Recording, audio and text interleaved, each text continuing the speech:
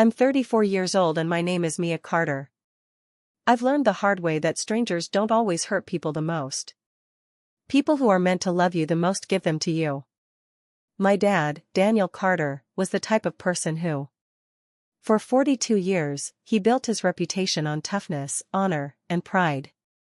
Worked at the same aerospace engineering company and worked their way up from junior draftsman to CEO. His life was the business. His 2 kids and my brother were his legacy. I was just there that day. I read through a speech I wasn't even sure I wanted to give in front of my bathroom mirror before his retirement party. Say a few nice things or make a toast. Something bland and safe is fine. All my life, I tried not to give him more reasons to be upset, like the person in the mirror who saw me. The gift box was on the table, wrapped in navy blue paper and tied with a silver ribbon. Subtle and beautiful on the inside was a small but important thing, at least it had. As I read my lines, there were times when I couldn't get rid of the feeling that something wasn't right. It wouldn't matter what I said because it never did before, no matter what I did. Have you ever been ignored by someone who should have seen your worth? If so, tell me about it in the comments. Click the like button and subscribe. This story may sound like one you've heard before.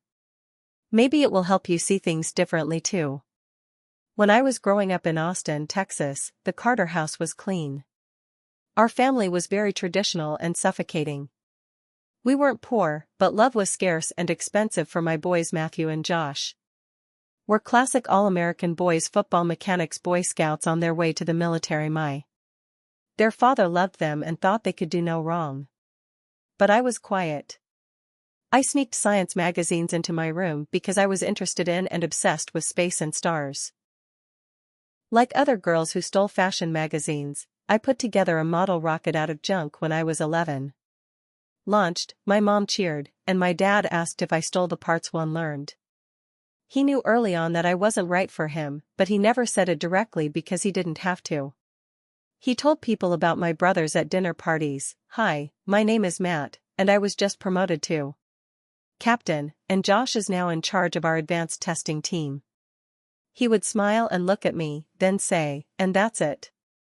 Mia, you talk about how clever you are as if it were a flaw. I graduated from the University of Michigan with honors in aerospace engineering, even though I had to work 2 jobs to pay for school. What Grants didn't know, one in my family showed up to the event. My dad. I texted you a short congrats message because I didn't know it was today. Still, I tried. I took the job that no one thought I'd get as a systems researcher at. I worked double shifts at Caltech's Jet Propulsion Lab, filed patents, and co-authored papers by the time I was 29. Division team by age 31, I was the youngest female engineering director in the history of the company, but at every holiday with the family, Dad raised his glass and thanked the boys, so when I got the invite to his retirement gala was a black tie event at the Hilton with speeches, prizes, and a slideshow of his work history. Thought about not going, but something inside me told me I had to be there that week, not for him but for myself. I flew back to Austin, stayed in a hotel in downtown Austin, and tried to practice something benign that wouldn't make sense. Something worse that wouldn't hurt because I didn't tell anyone. My therapist couldn't believe I still had this silly little hope that maybe, just maybe, this would be the night he'd finally say something real instead of I would give him that wrapped box at the end of the night and leave for good. But not yet, since the practice was still just During the practice, I still had a silly thought that maybe if I said the right words, wore the right dress, and smiled just right, I could fix the story and write it again. I didn't know what he was going to say in his speech yet, so I didn't know what was broken. I got to know how badly it would cut or how freeing it would feel to finally bleed and walk away with my head held high. I didn't want to get to the Hilton 20 minutes early, but I did because worry has As a way to make me feel bad about myself, the valet reached for my keys, and I paused as the black Tesla. In Los Angeles, it wasn't flashy, but my family thought it looked like a tech girl was trying too hard, so I gave her the keys. I went over and walked in. The hall was already half full, with round tables set with white linen and tall flower arrangements. Enough to make it hard to talk, waiters who move like shadows, and a video of my. Behind the platform, his younger face filled the big screen as he stood in front of Rocket. His father's career played over and over again. Models shaking hands with generals who were giving awards to other people in clothes that looked just like his. There were no family photos or birthday or Christmas morning pictures in the slideshow, it was just him in black and white. Power poses as if feeling could have ruined the legacy. I stood by the door. While I was looking for familiar faces, my mom caught my eye from across the room and waved her hand in a quick, quiet way. Someone trying to avoid attention, she always found a way to support me from the. "Look who finally made it," said a voice behind me. Matthew, he had perfect teeth and a suit that made him look like a future leader. Fake tan Josh came up behind me and gave me a quick nod as he fixed his. Matthew said as he pulled me into a hug that felt like a business deal. Deal is still going through with NASA, SpaceX, or whoever it is at JPLI. Replied in an indifferent tone, right there by the telescope, and Josh added, Dad always. That looks more like science club than real engineering, he said. I smiled big and. Well, we helped put a rover on Mars, so I guess we're doing something right. They laughed, but not in a mean way. Dismissively and moved on to greet another group of guests. In an instant, I was back in high school and no longer noticeable. There was a waiter who saw the girl with the wrong kind of goals and dreams. I took a champagne-filled one across the room and saw my father standing tall and calm. In a dark navy suit, he stood with executives and old co-workers on either side of him. I waited for him to look at me while his laugh sounded loud and his hand movements were overdone. He didn't, but he did look at my brothers, put his hand on Josh's shoulder, and make a sign. He looked at my mom with pride and even gave her a rare kiss on the cheek. When the event director asked everyone to stand up. As they sat down, he didn't notice that I was still standing at the edge of the room, thinking about whether I should have come at all. As I turned to leave, I felt Mia gently pull on my arm. My mom told me in a soft but strong voice, "Don't go. He'll say something. Tonight is about all of us, she has to." I wanted to believe her. Believe that maybe just once he'd know more than just his two kids' military names, that maybe he would probably say my name after everything, but then the lights went out and the MC took the stage. Stage, ladies and gentlemen. Tonight we honor a business giant, a man who worked for more than 40 years in aerospace. As we move forward, please welcome the one and only Daniel Carter. With loud cheers erupted, and my dad walked on stage waving like a senator. He stopped to add drama, then. He started by saying, thank you. This has been the trip of a lifetime and I stood up straighter because I knew I wouldn't be here without the help of my amazing family. Laughed. My kids Matthew and Josh have always made me proud. Those who came after me both chose to serve, lead, and build on what I had already done.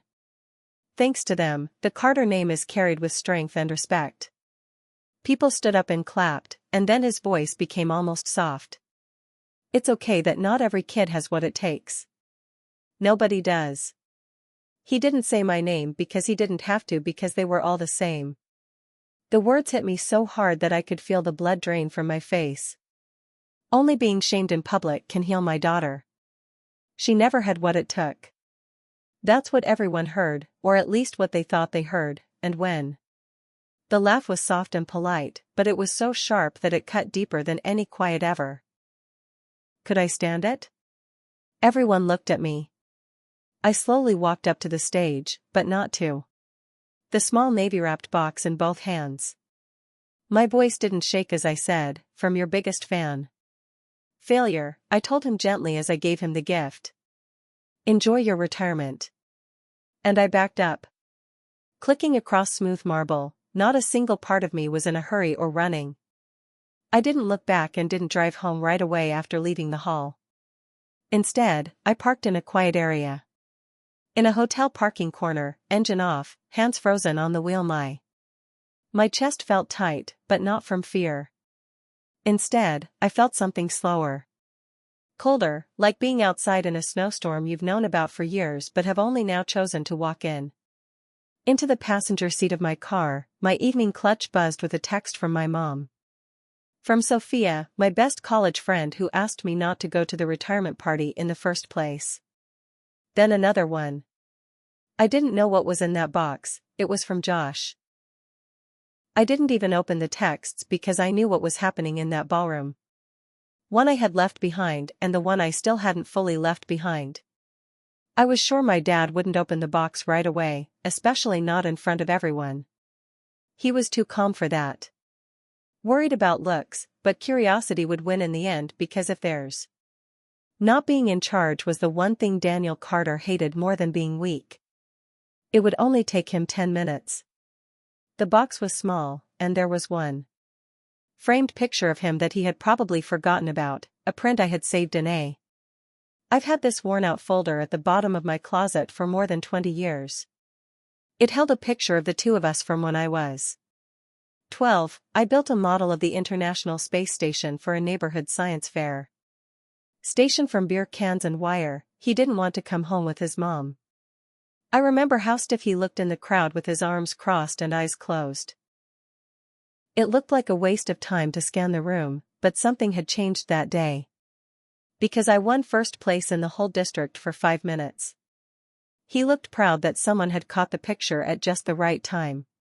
He smiled and held my blue ribbon while putting his hand on my shoulder. A real smile, not the fake one he used in business shots at the time. Was the last time I remember him looking at me like I wasn't a mistake. I had saved the picture for the right person. To remember him, not as a trophy or a weapon, it's time to give it back to him. Of what he had chosen to forget, I put a simple note under the frame. This was the last time you looked at me like I mattered, it said in handwriting. That version of you took 20 years to find, and now I'm done. He would open that box. And see himself not as the man he worked so hard to make for his memory real, but as the man who could have been a father. When I got back in the car, even for just 5 minutes, I didn't cry. I thought I would, but I felt something else, a weird kind of. It's hard to explain, it's what happens when you stop climbing a peak. Was never going to get you to the top of the mountain you've been shooting for. Painted wall looked nice from far away but was hollow when I got close to it. I didn't answer the phone, but I did check social media, and sure enough, someone had already posted a video clip from the speech. As I walked to the stage, the sound cut off, so you couldn't hear what I said. I could tell I was calm as I gave him the box and then turned around. And didn't make me shake. People had different opinions about it, some thought it was. Some people praised the power move, while others said I ruined a special moment, but the quiet ones, the direct messages from strangers, were the ones that stood out the most. That line from your biggest fears makes me wish I had your bravery. He sounds a lot like my dad. Failure hurt me a lot. I haven't replied yet, but I read them all because for the first time in my life that someone heard me and saw me, not just in the background of someone else's story, but as the author of my own and something in that hall, Daniel Carter had a picture of a girl in it that he couldn't change. The version of himself he had thrown away and buried. The first call came just before midnight. I let it ring once, then twice, and finally 3 times. When the phone rang for the 6th time, I finally looked at the screen. I thought about moving my thumb over the green sign for a moment, then I picked up Mia and she said. I didn't answer right away because her voice was rough and anxious. What was in that box?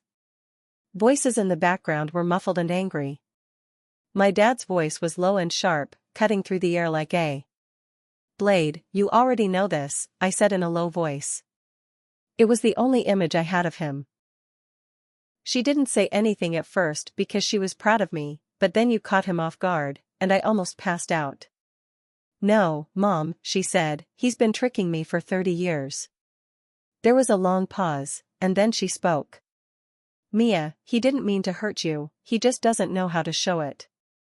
Things he learned as a child that made him think feelings are weak. I wasn't asking for tears. I said with a flat voice, I'm sorry, but I'm done for tonight. When she answered, I hung up before she could answer because I didn't trust her. What would happen next? Would she say sorry or give an excuse? Maybe both the next morning. I turned off my phone and walked around downtown Austin for hours without a plan. It was strange to watch people. So I could drink coffee and jog with headphones on while the emotional equivalent of a bomb went off in my life. By noon, I turned. I skipped the texts from Matthew and Josh because I had already read 38 of them. Guess what they were going to say? Defend Dad, accuse me of ruining the night, accuse me of being over the top and cold, but one word from Dad stood out just too. I looked at the words for a long time. We need to talk. The words were not angry or an apology, they were just 5 syllables that felt like a call. Later that night, I drove back to the house where I grew up not because I had to, but because I wanted to close a deal on something more complicated. Or just because the house looked the same, red brick, perfect yard, porch light. Left on like nothing had changed, even though everything had. I used the old key to get in. It smelled like lemon polish and old times inside. I found him sitting alone in the room. He didn't look up when I walked in because he was sitting in his wheelchair with the picture frame open.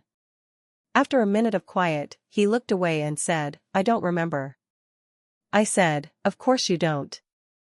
It was important to me. That made him laugh.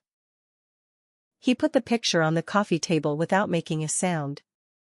You think I never cared? I lived it, I pushed you, he said in a quiet voice. Because I saw something sharp and unyielding in you. No, I meant you pushed me away, there's a difference. When he finally looked at me. Didn't know how to deal with you because you weren't like the boys and didn't want to be liked, instead, you questioned it. Pushed me, I folded my arms, which made me less worthy of. He paused as if the answer was hard for him to say, but he didn't know what to say. He finally said out loud, you made me think of your grandfather. You questioned everything because you didn't like custom. He never liked me. Either way, it was the family tree of anger, passed down like a legacy. So I spent my life being, I said as I sat down on the edge of the couch. You were never a failure, Mia, he said. I just didn't see it. You didn't try to raise a daughter like you, I replied. He didn't pay attention to me until I gave up trying to be seen. He looked at me again. I saw you this time, but I didn't know what to do with what I saw. I knew that was the most sincere apology I'd ever get, and for some reason, it was enough. It wasn't because it made things better, it was because I finally learned I had worked hard my whole life to get something from him that he was never willing to give, and that wasn't my fault, it was his. It took me 2 weeks to fully understand that the weight I had been carrying was gone, not just lighter. It didn't leave with a dramatic scream or some big music. Confrontation, it left me feeling empty, like someone had been living in the edges of my mind for too long. Finally packed up in the middle of the night the need for acceptance, the longing for. I had a dream that one day my dad would look at me and say, you're enough. He never did, but I still believe that he did. That truth no longer broke me, it set me free. I took a plane back to Los Angeles On Sunday morning, the plane flew over mountains that were warm from the sun and beaches that were sparkling. For the first time in years, I didn't feel like I was running away, I just felt like I was going home. For a life I had built myself, with no tricks and no family name to help me. Just long hours of hard work. And the hope that I could use my pain to propel myself. JPL greeted me back like I hadn't been gone for a while. Blew up decades of personal history while the lab was busy getting ready for a big project, the launch of a new satellite. I was in charge of the device that was made to study the patterns of radiation in deep space. Risk and systems analysis, and even though the work was hard, it felt like a good foundation. The division head stopped by my office in the afternoon, about 10 days after I got back. You're still good for the keynote? I blink, and she asks, next month? I said, the STEM Summit? She said, yes, you're the first. There will be a female lead from JPL in 10 years, and your past means that your story could mean a lot to younger people. What did she mean when she said your background? It wasn't the numbers or. She was talking about the fact that I hadn't come from the usual places and had to deal with male-dominated fields. Spaces without a cheerleader in my corner telling me I'd done well even though it wasn't because of my family, I said. I opened my laptop for the first time that very night while sitting on my apartment patio and looking out at the city lights. This part of the speech came to me right away. Sometimes the best fuel for a rocket isn't fire, it's. I told the truth about growing up in a home where being a girl meant being questioned about how smart you were. Not being taken seriously if it doesn't have the right name or follow the right rules, about how painful it is to be seen at home with your own family and how strong it is when you stop waiting to be seen. I ended it with a message I wish someone had told me, that you don't have to show anything when you're 16, 22, or even 30. Someone who won't see you. Some habits are worth breaking, and sometimes the most revolutionary thing is to do nothing. You can leave, not angry, but glad that the video of that message is clear. Later went viral, but that wasn't the point. The point was that I meant every word I said. After the party and after the fight, the brothers didn't reach out, and that was. I stopped going after people who only saw me as a problem to be solved. My mom called a few times, and the first few times we talked, it was slow and careful, like walking on thin ice. I should have done more, she said one time. I should have. I knew, I answered, but I also knew you loved me even if you. I couldn't always show it to him. The most surprising moment came when a small envelope with no return address arrived in the mail. Address inside was a picture of the same picture I gave my dad on.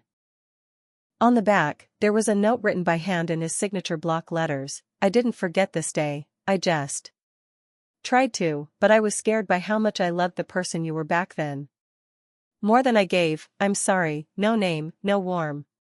Just to wrap up, I looked at the note for a long time, folded it, and I put it in the same drawer as all the sad birthday cards he had ever sent me. No longer was the box full of pain, it was full of perspective, because sometimes it's not always easy to get an apology, and sometimes it doesn't come until you no longer need it. Healing doesn't look clean or like something from a movie, but it's real. It's enough, so if you've ever felt like the one nobody saw, the one who failed, or the one who stood out, watch this. People love you even if you don't do anything to earn it. Stand tall and know that. Moving forward, and if you need to leave, it's odd how goodbyes rarely feel like ends. You think they'll be loud and clear when they happen. Most of the time, though, they show up in silence on a Sunday or a Tuesday afternoon while you're folding clothes. When your phone doesn't ring in the morning and you finally accept that 3 months have passed since my father's retirement party, I gave him the wrapped box that night. I stopped performing for a guy who only ever cheered for my brothers. This is my story, or at least the part that people saw, and was talked about by women in tech groups after her speech at the STEM conference. There were engineering schools and even job coaching blogs that got in touch with them. I wanted to write a story about more than just the viral moment. I wanted to write about what it was like to grow up in a home where no one could see you and still become someone interesting to see. At first I wasn't sure, but then I understood.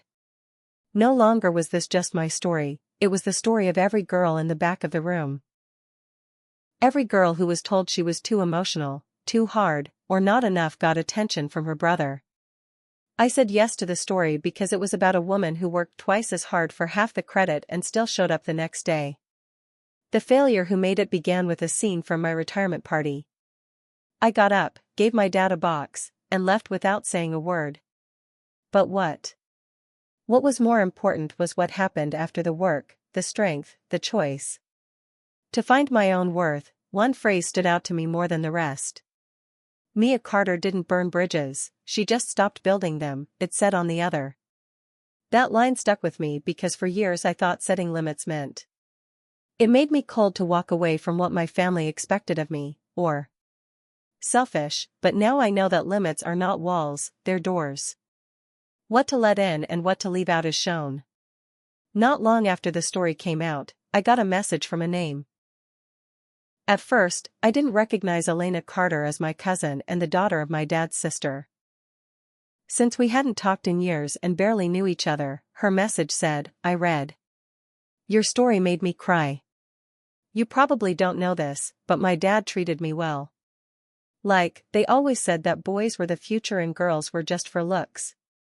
I wish I was brave enough to do what you did.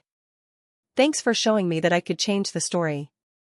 I replied with one line, it's never too late to stop shrinking. The part no one tells you is that you don't heal all at once. It's not like turning on a light switch. Some days are bright and some are dark, but the light gets brighter over time.